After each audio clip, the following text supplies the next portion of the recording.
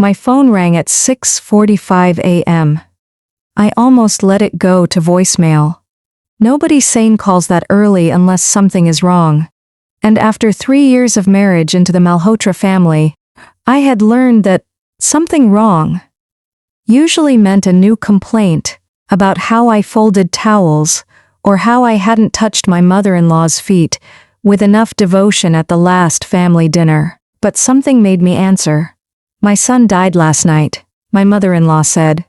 Her voice was flat, cold. Not the voice of a woman who had just lost a child. The voice of someone reading out a grocery list. I sat frozen on the edge of the bed, the phone pressed so hard against my ear it hurt. "This house isn't yours anymore," she continued. Before I could even process the words, "You get nothing." Then I heard laughter in the background. "My sister-in-law Pooja." "Finally," she said, loud enough for the phone to catch it clearly. "You're out." My hands were shaking so badly I nearly dropped the phone. My chest felt like it had been hollowed out with a spoon. I turned my head, and that's when I saw him. My husband. Arjun, sitting right beside me on the bed, calmly drinking his morning tea, completely unaware, or so I thought, that his mother had just declared him dead over the phone. I didn't scream. I didn't cry. Something in me, call it instinct, call it 3 years of learning how this family operated, told me to press the speaker button instead. "Say that again," I said quietly into the phone. "Say it again, so everyone can hear." "Don't test me, Mira," my mother-in-law snapped. "Arjun is dead. You have no husband, no claim, no place in this family anymore. I want you out of my house by evening." Arjun set his teacup down on the nightstand. Slowly, deliberately. He leaned toward the phone, and in a voice colder than I had ever heard him use, he said, "Ma, it's me. I'm very much alive. Would you like to explain to me why you sound so happy about the alternative?" Silence, then a click. The line went dead. I looked at my husband. He looked at me. And for the first time in 3 years, I saw something in his eyes that wasn't confusion, or exhaustion, or the tired peacekeeping he always tried to maintain between his mother and me. It was rage. To understand why a mother would announce her own son's death, and sound almost gleeful about it, you have to understand the Malhotra house. And you have to understand what I walked into the day I got married. I met Arjun at a cousin's engagement party. He was quiet, a little awkward, endlessly kind. The kind of man who apologized to inanimate objects when he bumped into them. I fell for him within 2 months. My parents worried about the family. His mother had a reputation in our extended circle as difficult. I didn't listen. I was 26 and in love, and I thought love was enough to survive difficult. I was wrong, but not in the way people usually mean when they say that the first sign came on the wedding night itself, though I didn't recognize it as a sign then. I thought it was just an old-fashioned, comfortable tradition I'd have to endure once and move past. Kamla, my mother-in-law, had insisted on a purity check. An old, humiliating custom that most modern families had long abandoned, but she clung to it. Like a weapon, a white sheet, laid across the marital bed, meant to prove something about me that had nothing to do with who I actually was. Arjun hated it.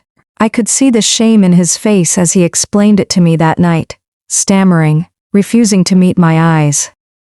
"It's just, she wants to check in the morning." I told her it's ridiculous, she won't let it go. "I'm sorry, Mira. I'm so sorry." I remember smiling at him, not because I found it funny, but because I had already decided, in that exact moment, that I would not give this family the satisfaction of seeing me break. "It's fine," I told him. "Let her check whatever she wants." The next morning, I gathered the entire family in the drawing room, before anyone else could say a word. Kamla stood there, arms crossed, smug, ready to inspect the sheet like a customs officer at a border checkpoint. I looked her dead in the eye and said 3 words. Test him too. The room went dead silent. My father-in-law choked on his tea. Pooja's mouth fell open. Kamla's face turned 3 different shades of red before she managed to sputter something about insolence and shameless behavior. But the damage was done. Every relative in that room understood exactly what I had just said, and exactly why I had said it. That if purity was going to be a condition for respect in this house, it would apply to everyone, not just the woman who married into it. I won that morning. But I made an enemy for life. Kamla never forgave me for that.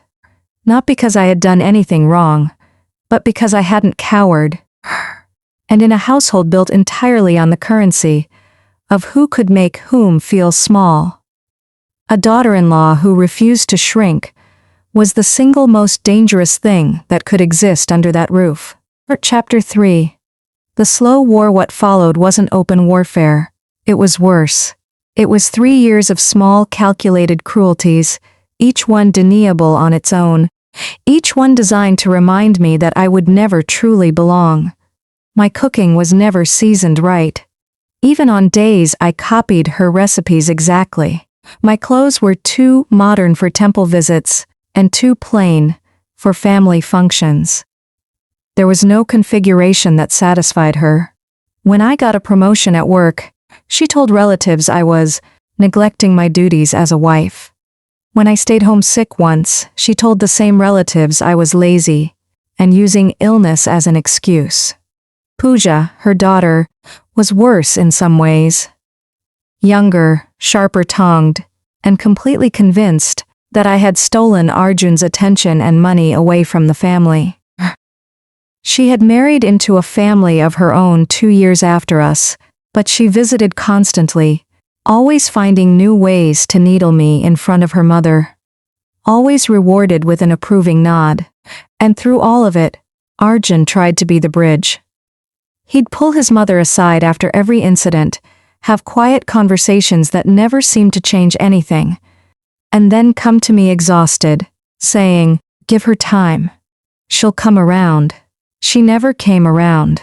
If anything, the resentment calcified into something harder every year, until it became clear, in hindsight, that Kamla wasn't just disliking me.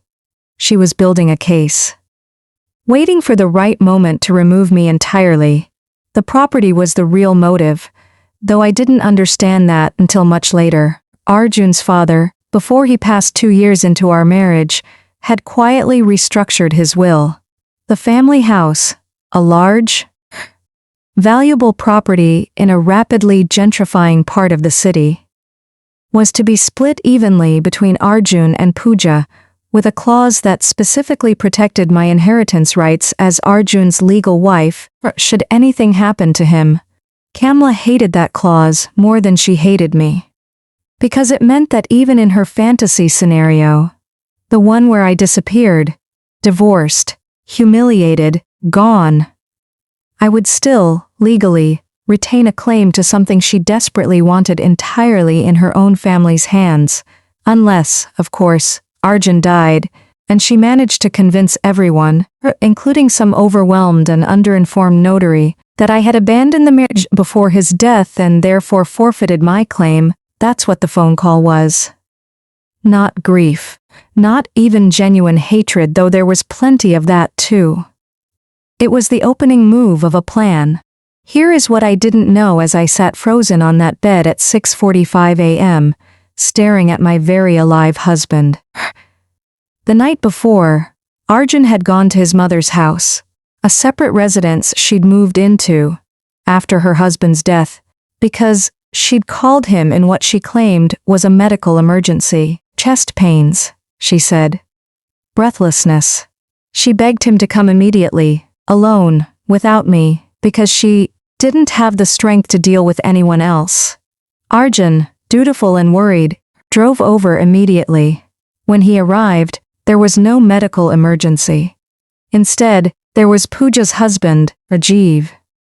A man I'd always found slippery in a way I could never quite articulate. waiting with his mother-in-law in a dimly lit living room, along with a laptop open on the coffee table, displaying what looked like scanned legal documents. They wanted him to sign something.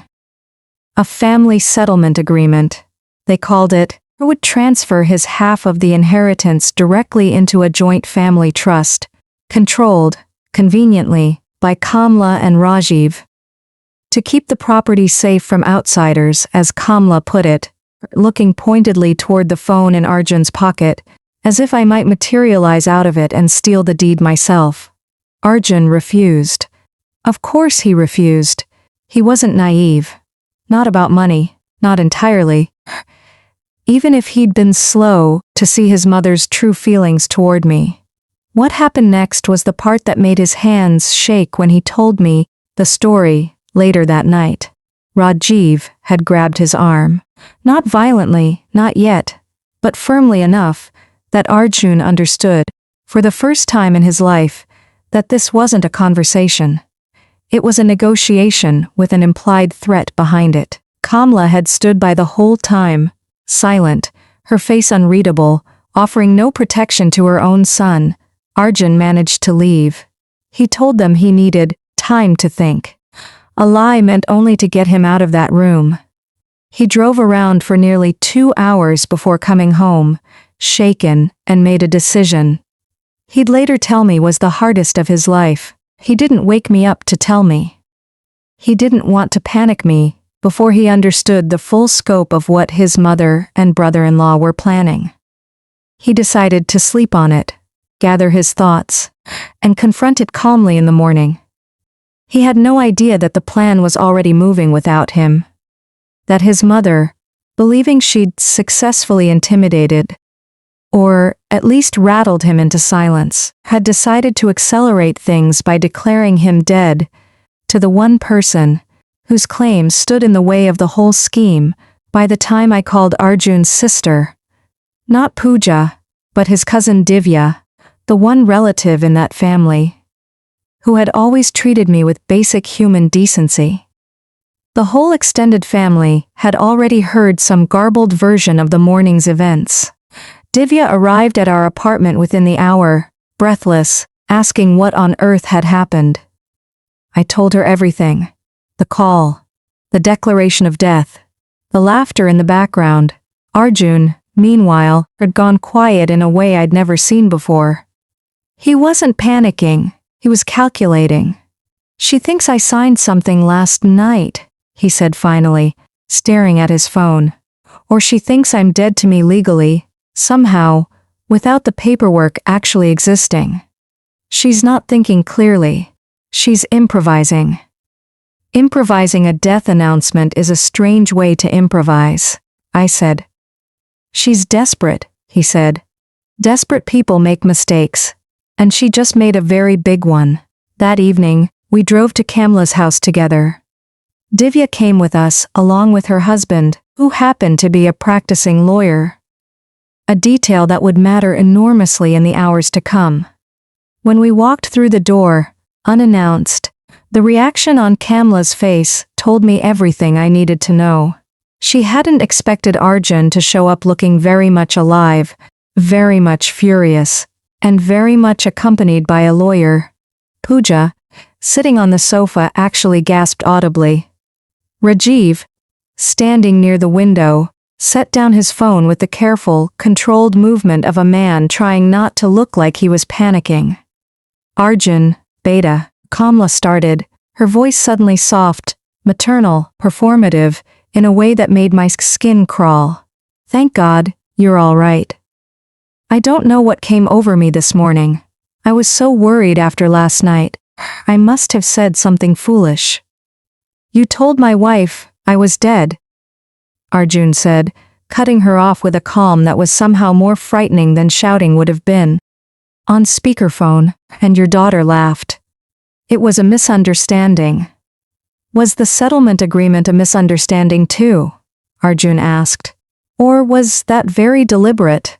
The room went silent. Divya's husband, the lawyer, stepped forward and calmly asked if he could see the documents Rajiv had brought up the night before. Rajiv hesitated, glancing at Kamla, who gave the smallest, almost imperceptible nod. What followed was 2 hours of the most uncomfortable conversation I have ever witnessed. Divya's husband went through the settlement agreement line by line, explaining, for everyone's benefit, but really for Kamla's, that the document, had it been signed, would have effectively stripped Arjun and me of any legal claim to the property, transferring near total control to a trust that's listed Kamla and Rave as the sole trustees. Pooja, notably, wasn't even a named beneficiary in the final draft, a detail that made her turn sharply toward her mother with an expression of genuine shock. You told me it would be split evenly between me and Arjun, Pooja said quietly. You told me this was to protect the family from her. She gestured toward me without even looking at me directly, still unable to fully let go of her resentment even in this moment, not to cut me out too. Kamla said nothing, and in that silence, I understood something I hadn't fully grasped before. This had never really been about protecting the family from an outsider. It had been about control. Kamla wanted the property, wanted it entirely under her authority, and had been willing to manipulate her own daughter, threaten her own son, and humiliate her daughter-in-law, all in service of that sensical goal. Here is the twist that changed everything, the one none of us saw coming until Divya quietly pulled out her phone. I recorded the call, she said, this morning. When Mira called me in a panic, I picked up my phone to call her back, and I hit record without even thinking. Out of habit. I do it with all voicemails and emergency calls.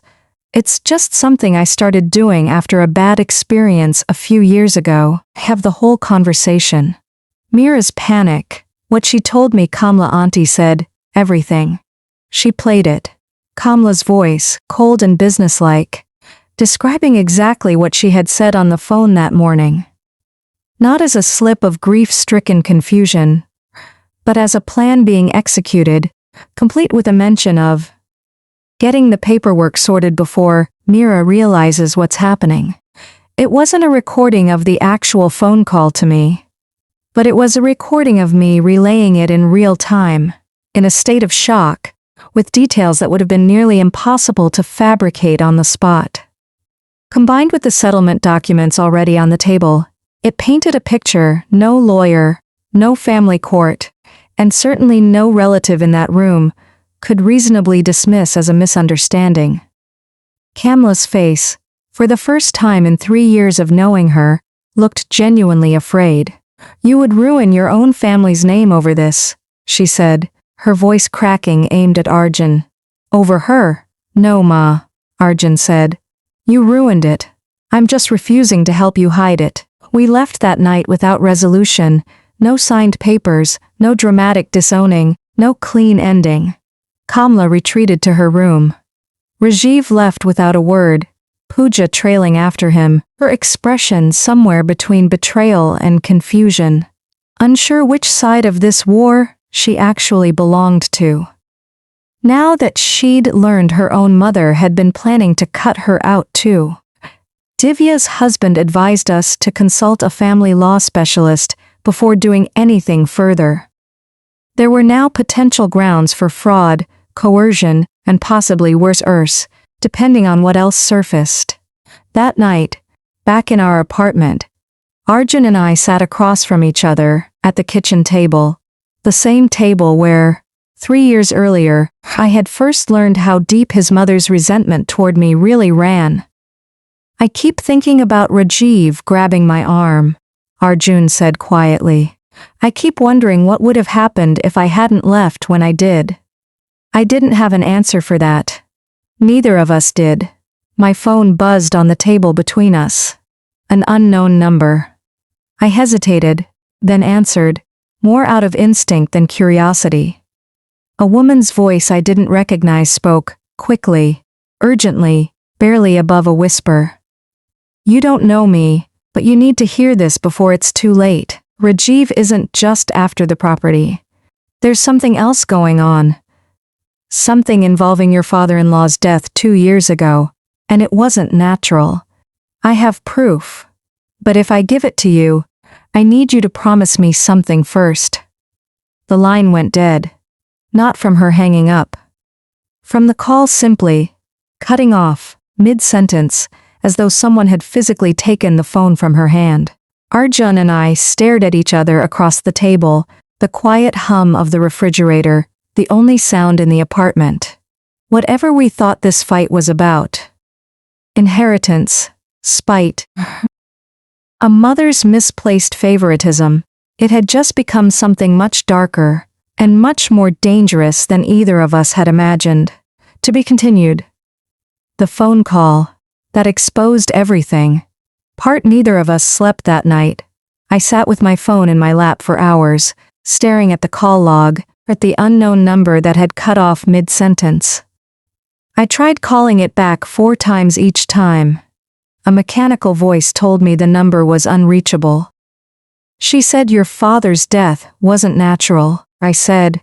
Somewhere around 2 a.m., my voice sounding strange to my own ears in the dark kitchen. Arjun, what if that's true? He was quiet for a long moment. When his father had died 2 years earlier, the story had been simple, almost mercifully simple in its ordinariness. A heart attack in his sleep. No warning signs, no complications, a man in his early 60s with a slightly elevated cholesterol count, and nothing else remarkable in his medical history. There had been no autopsy. No one had asked for one. Grief doesn't usually come with an investigator's instincts, and none of us had had a reason back then to suspect anything beyond what we were told. He wasn't sick, Arjun said finally.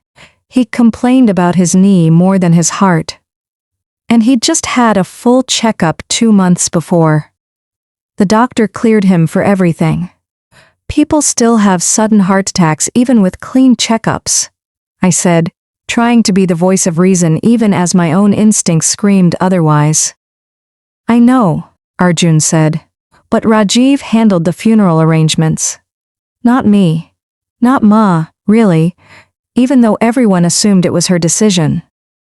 Rajiv insisted on cremating him within 20 hours. Said it was for religious reasons, said delaying it would bring bad luck to the household. I remember being too devastated to argue. I just went along with it. 20 hours. Fast enough to avoid the kind of scrutiny that might come with a slower, more traditional mourning period. Fast enough that if there had been anything to find, it would be gone before anyone thought to look. I felt something cold settle in my stomach. We need to find that woman, I said. Whoever she is. The next morning, Divya came over before either of us had even managed to eat breakfast. She looked like she hadn't slept either, her hair pulled back hastily, dark circles under her eyes. I couldn't stop thinking about the call, she said, setting her laptop down on our dining table without so much as a greeting. So I did some digging last night. Rajiv works at a private wealth management firm, right? The one near Connaught Place. Yes, Arjun said slowly. Why? Because I know someone who used to work there. A junior analyst. We were in the same batch at university. Divya pulled up a browser window, her fingers moving quickly across the keyboard. I called her last night, told her I was asking for a friend, kept it vague. She told me something strange. About 8 months before your father died, Rajiv opened a private trust account. Not through the firm's normal channels, through a side arrangement with an old colleague who's since left the company. The account was structured to receive assets in the event of the death of a named individual. Named individual, I repeated. Named who? Divya turned the laptop screen toward us. It was a partial document, not the full trust agreement, just a summary page. Her friend had apparently managed to find in old shared files before the account had been quietly restructured a year later. The named individual, listed as the primary asset source, was Arjun's father. The room felt very small and very cold all at once. This was set up 8 months before he died, Arjun said, his voice barely above a whisper. Rajiv set up a trust to receive my father's assets upon his death, 8 months before he actually died. It could be a coincidence, Divya said, though her tone suggested she didn't believe that any more than we did. People set up estate planning structures for all kinds of reasons. It's not proof of anything by itself. But combined with the 20-hour cremation, I said. Combined with the settlement agreement he tried to force on you 2 nights ago. Combined with a woman calling you out of nowhere, saying your father's death wasn't natural, and then getting cut off mid-sentence. I know, Arjun said. I know how it looks. It took us 3 days to find the woman who had called. Divya's lawyer husband, whose name was Kabir, had a contact in the local police department. Not someone who could open a formal investigation on the flimsy evidence we had, but someone willing to do an informal favor and trace the number the call had come from, at least far enough to identify roughly where it had originated.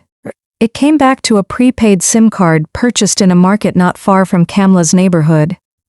Paid for in cash, no ID linked to it in any traceable database, a dead end, on paper. But Kabir pointed out something useful.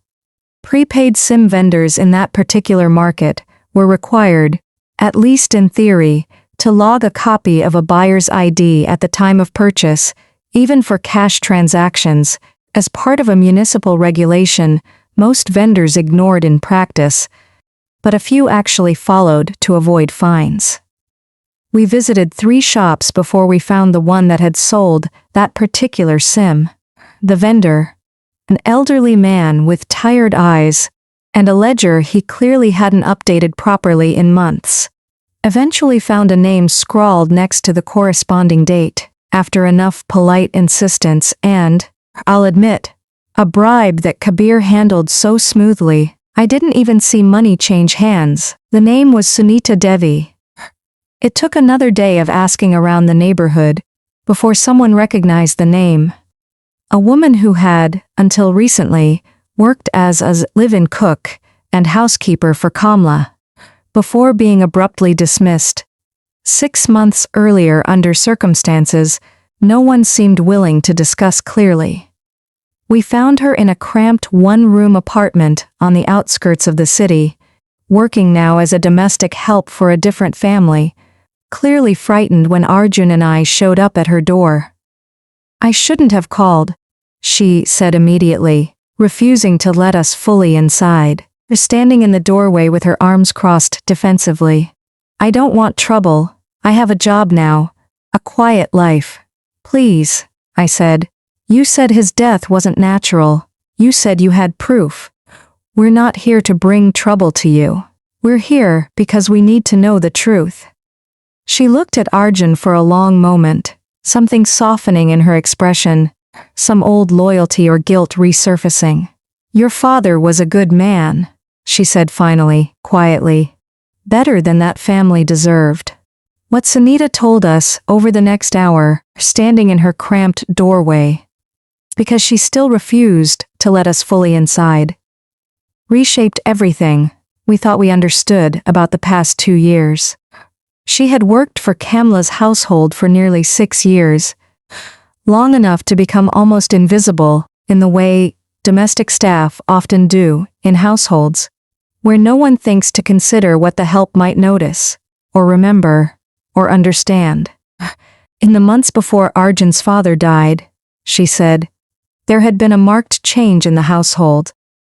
Rajiv, who had always visited occasionally, began coming far more frequently, often staying late into the evening in closed-door conversations with Kamla that Sunita wasn't meant to overhear, but occasionally did, while bringing in tea or clearing dishes. She heard fragments, talk of the property, of making sure things go the right way, of a Dr. Rajiv, knew personally who could be persuaded to write certain prescriptions without asking too many questions. 2 weeks before Arjun's father died, Sunita said, She had noticed a change in his evening tea. A different smell, subtle, something bitter beneath the usual ginger and cardamom, on the nights Kamla herself insisted on preparing it instead of leaving it to Sunita, which was unusual, since Kamla rarely cooked anything herself. I thought maybe it was a new health remedy, Sunita said. Some Ayurvedic thing for his blood pressure. I didn't think much of it, not then. It was only after he died, and after the cremation happened so fast, and after Rajiv started visiting even more. Always talking about papers and signatures with Madam, that I started to feel something was very wrong. She had said something to Kamla once, carefully, indirectly, expressing concern about the fast cremation, wondering aloud if it wasn't customary to wait longer. Kamla's reaction, she said, had been sharp, almost panicked, followed within a week by Sunita's abrupt dismissal. With 2 months' severance pay offered on the condition that she sign a document agreeing not to discuss household matters with anyone. I signed it. Sunita said.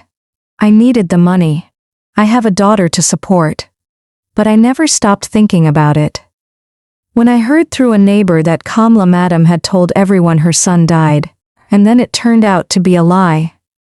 I don't know why, but something in me just needed someone to know what I'd seen. I got your number from an old phone book still in the house, from years ago when I used to answer calls for the family. I'm sorry, I couldn't say more. Someone came into the room while I was talking to you. I panicked. I threw the phone in a drain on my way home. I'm sorry. Kabir was blunt about our chances when we relayed all of this to him that evening. A former employee's testimony about a smell in tea, 2 years after the fact, with no physical evidence, no autopsy, no forensic toxicology report. It's not enough for a criminal case, he said. Not on its own. It's a strong motive, and it's deeply suggestive, but suggestion isn't proof. So what do we do? Arjun asked, frustration evident in his voice, for the first time since this had all begun. We use what we have to apply pressure where pressure actually works, Kabir said. Civil court family settlements, financial fraud around the trust account, Rajiv set up before your father's death, that's where the paper trail is strongest. If we can get the property dispute into formal litigation, we can subpoena bank records, trust documents, correspondence. If there's a genuine financial motive tied to your father's death, it will surface in the money trail. Even if we can never prove exactly what happened in that kitchen, it wasn't the dramatic reckoning either of us had imagined in our angrier moments. No courtroom confession, no dramatic arrest. It was slower, quieter, and in some ways more grueling.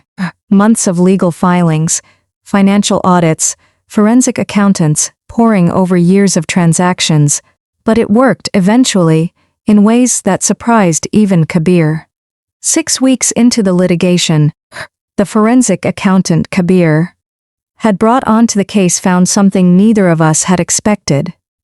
The trust account Rajiv had set up 8 months before Arjun's father's death hadn't remained dormant. It had received 3 separate transfers in the months following the funeral. Modest amounts individually, structured deliberately, to avoid triggering the kind of reporting requirements that would flag larger transactions, but adding up, over time, to a sum that made it very clear this wasn't an abandoned estate planning experiment. More damning still, a forensic accountant found records of payments from the same account to a private clinic. Payments that corresponded, in timing, almost exactly to the period Sunita had described when Kamla had allegedly begun preparing the evening tea herself. It wasn't a smoking gun. It wasn't a confession. But combined with everything else, the timing of the trust's creation, a rushed cremation, Sunita's testimony, the settlement agreement Rajiv had tried to force on Arjun. It was enough for Kabir to formally request police involvement, this time not as an informal favor, but as an actual criminal complaint tied to suspicious financial activity surrounding a death. The investigation moved slowly, as these things do, but it moved. A formal inquiry was opened. Kamla and Rajiv were both called in for questioning. The private clinic was subpoenaed for records. And Pooja, caught in the middle of all of it, having discovered that her own mother had been willing to cut her out of the inheritance entirely, and now facing the possibility that her husband may have been involved in something far darker than financial manipulation, said, "Did something none of us expected. She came to us. She showed up at our apartment on a Tuesday evening, alone, without warning, looking nothing like the sharp-tongued woman who had laughed on speakerphone weeks earlier. I need to tell you something," she said, standing awkwardly in our doorway, "and I need you to understand that I didn't know. Whatever you think of me, whatever you think I am, I didn't know about this. Not the tea, not any of it. I swear on my life, if I had known." "Sit down, Pooja," I said, surprising myself with how gently the words came out. Whatever resentment I'd carried toward her for 3 years, watching her stand there, visibly breaking apart, made it impossible to feel anything but a strange, complicated pity. She told us things that filled in the remaining gaps. Rajiv, it turned out, had been in significant financial trouble for years. Bad investments, mounting debts he'd hidden even from her, a gambling habit she'd only recently discovered. The trust account, her settlement agreement. All of it had been his desperate attempt to solve a financial crisis, using resources that were never legally his to claim. Kamla, Pooja believed, hadn't been an equal architect of the darkest parts of the plan. She had been complicit in the financial manipulation. Certainly, the settlement agreement, the attempt to cut me out of the inheritance, even, Pooja suspected, some awareness of what Rajiv might have done regarding the tea. But she had allowed herself to not fully know, the way people sometimes choose willful ignorance over an unbearable truth, especially when the alternative meant confronting what her own daughter had married. "She's not innocent," Pooja said quietly. "I'm not asking you to believe that. But I don't think she poisoned him herself. I think she let herself believe whatever story made it possible to keep living in that house, with that money, without asking the questions that would have destroyed everything." "And you?" I asked. "What do you believe?" Pooja was quiet for a long moment. "I believe my husband did something unforgivable," she said finally.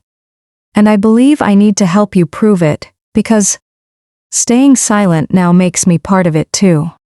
Faced with mounting financial evidence, a former employee's testimony, and, most damaging of all, his own wife's cooperation with investigators, Rajiv's composure finally broke during a formal police interview 6 weeks later.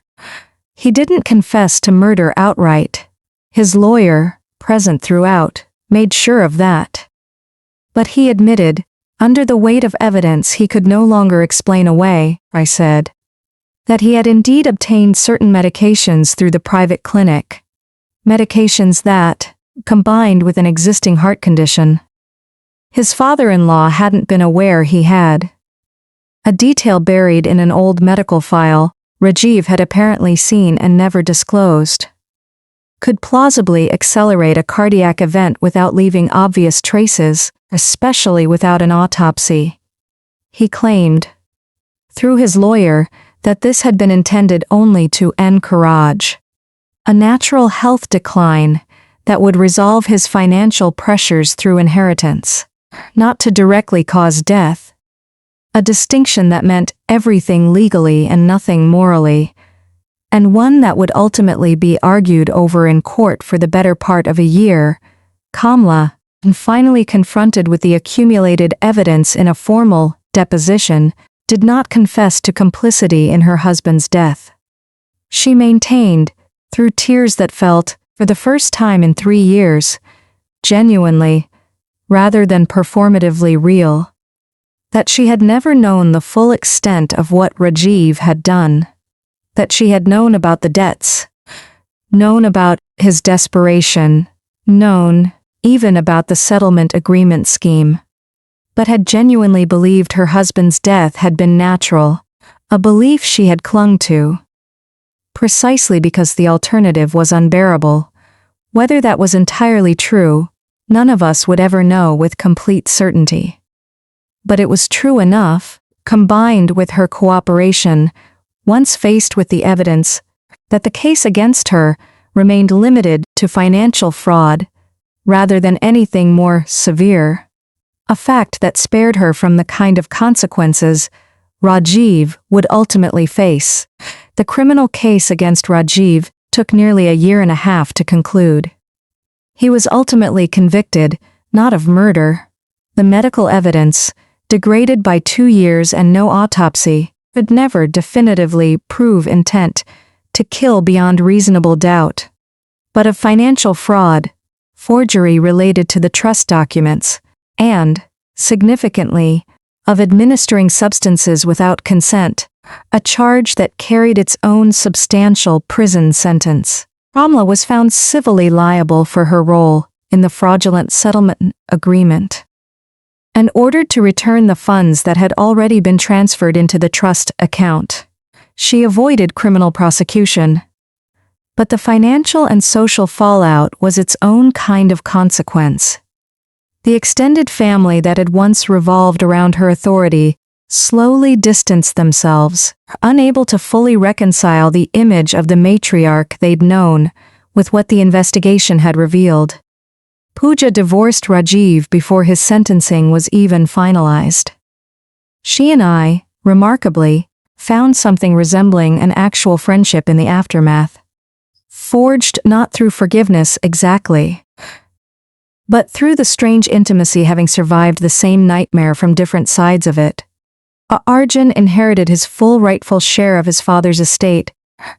The settlement agreement rendered legally void, the trust dissolved, and its remaining assets redistributed according to the original, unaltered will. As for Kamla and me, there was no dramatic reconciliation, no tearful embrace where 3 years of resentment dissolved into understanding. But there was, eventually, something quieter, an acknowledgement. Spoken only once, months after everything had settled, when she visited our apartment for the first time since that confrontation in her drawing room. "I was wrong about you," she said, standing stiffly in our doorway, unable to fully meet my eyes even then. "I spent 3 years looking for reasons you didn't belong in this family, and it turns out the person who never belonged here was the one I trusted the most. I didn't offer forgiveness, not fully, not yet. But I offered her tea, and she stayed for 20 minutes, and it was the first conversation between us in 3 years that wasn't built on some foundation of quiet warfare." Epilogue. 3 words. People sometimes ask me, when they hear this story in fragments over the years, usually in the careful, gossip-hungry way extended family and old acquaintances ask about things they've heard rumors of, what I think, looking back, was the single moment that changed everything. They usually expect me to say the phone call. The morning Kamla declared her own son dead, not knowing he was sitting right beside me, calmly drinking his tea. But I don't think that's it. I think it was 3 words, spoken on a wedding morning 3 years earlier, in a room full of relatives ready to watch me be humiliated according to a tradition that had nothing to do with love and everything to do with power. Test him too. I didn't know, standing in that drawing room at 26 years old, that those 3 words would set in motion everything that followed. The slow war, the phone call, the recording, the trust, the tea, the truth. I only knew, in that moment, that I refused to be the only one made small. It turns out that refusal was the first thread in an unraveling that would eventually expose far more than anyone in that room could have imagined on that wedding morning.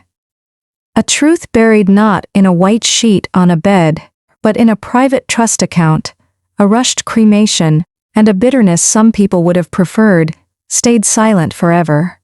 It didn't stay silent. And I have never, not once, regretted the 3 words that started it all.